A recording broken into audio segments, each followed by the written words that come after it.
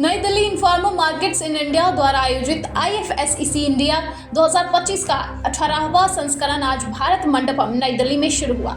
यह आयोजन देश के तेजी से बढ़ते सुरक्षा और सर्वाइलेंस सेक्टर का प्रमुख मंच बना, जहां सरकारी संस्थानों, वरिष्ठ पुलिस और रक्षा अधिकारियों, कॉर्पोरेट सुरक्षा प्रमुखों और तकनीकी प्रदाताओं ने भाग लिया।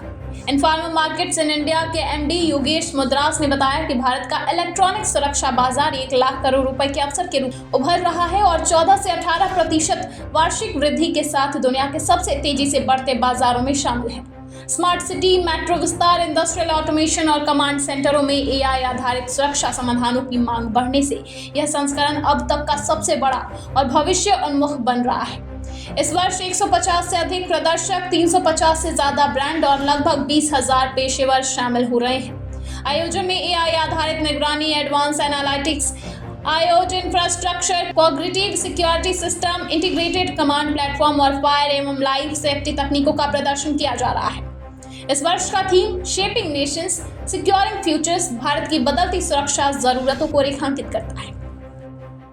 उद्घाटन सत्र में नवीन के बंसल, अखिलेश श्रीवास्तव, सुभाषीष चौधरी, पद्म जायसवाल और दिनेश R गुप्ता सहित कई वरिष्ठ अधिकारी उपस्थित रहे। 2030 के दृष्टिकोण पर बोलते हुए NICSI के MD आलोक तिवारी ने कहा कि आने वाले दशक में AI राष्ट्रीय डिजिटल सिस्टम की बुनियाद होगा।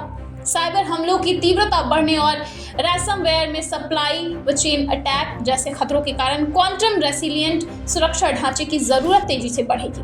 पद्म जायसवाल ने साइबर क्राइम को $1 ट्रिलियन का वैश्विक खतरा बताते हुए मजबूत सुरक्षा व्यवस्था को भारत के 2047 आर्थिक लक्ष्य की अनिवार्य शर्त कहा।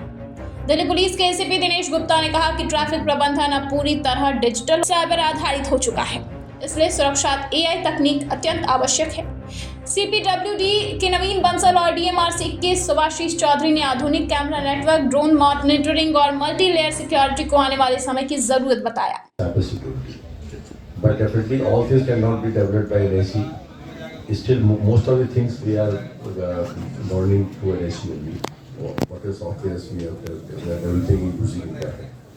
And it is but definitely we also have to, if you involve the private vendors and some other outsourcing things. So we have to develop, and government is making the policy and we are just trying to do, because we are not so experts. We need an expertise, knowledge to counter this thing. For that we have an IC, and definitely we have some guidelines. We can develop our own team also. We have our own cyber cells also in the police. Like so, for that we can take help from them also. Just understand that these people are making guidelines. Let us say for CP plus this camera, guidelines are there.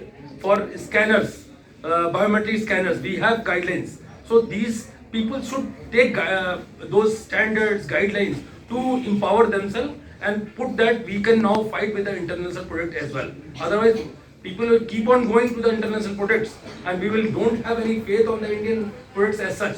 So we should change our narrative and we should comply with the norms which India is fixing through BIS, through different STQC, BIS. These are the organizations which are having some norms and we have to follow norms. Then we can only compete with the international organizations. Thank you. Good afternoon. I am Naveen Kumar Bansal, Additional Director General CPWD. In CPWD, we are the premier construction agency of Government of India. As we all know, no government, for that matter, any building